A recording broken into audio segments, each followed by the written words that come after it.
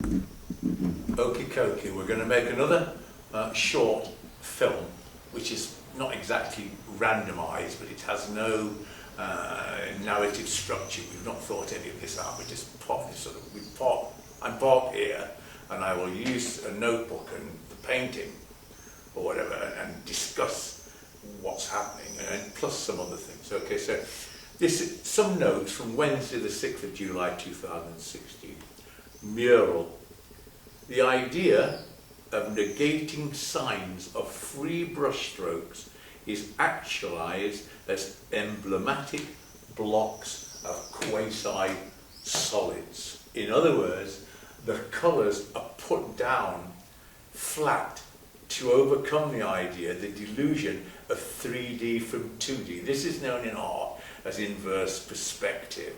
It's what iconographers used to show that they were not referring to three-dimensional spatiality, temporal spatiality, spatiotemporality, but were referring to something beyond the painting.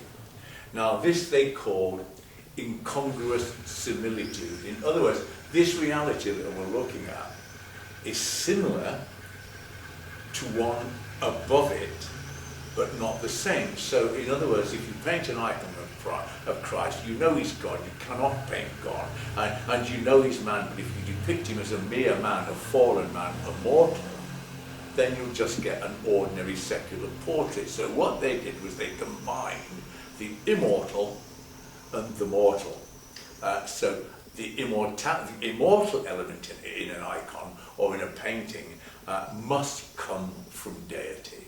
In other words, if God puts his increate energies in a Gaia through a mortal depiction, then it will, as it were, fuse two dimensions, the immortal and the mortal. So, I'll read on. Taking formulaic iconography across into the realms of El Bosco type Schreckliche modes. In other words, what I'm trying to do is I'm trying to take normative iconography, which has got very strict means, it's done by particular kinds of prayer or whatever, and I'm taking it into realms where it is not usually seen. So what I'm trying to do is do something like von Arck and Bosch, Flemish primitivism, but I'm doing it with a new mode, an iconographical mode, okay?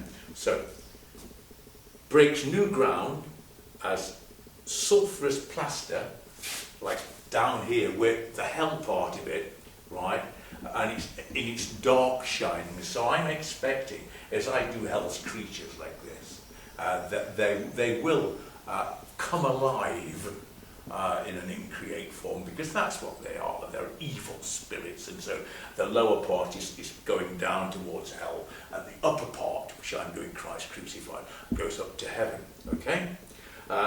And allows the Lord God illuminations via incongruous similitudes. His immortal energies gilding and elevating matter with the awesome powers of his genius. Early this morning, demonic presences made themselves known through an intense cold in my study, and that in high summer. But the Lord held them back and allowed me to visualize their hideous and viciously frightening gestalten. I have imbued the murals with a mutant and dislocating psychology to actually control visual image and impact, i.e. yours, to wrench the percipient's Gleichgewicht, his equipoise or equilibrium, by skill at depth and in all probability beyond your knowledge. My art, despite appearances to the contrary and gross intentional imagery, is spiritual. My art is equivalent to prayer because I know God's visibility. I have seen God become visible on countless occasions, over 50 years or more. As is my cutie, Susie, my soul's beloved. Now, we'll just pause that there for a second.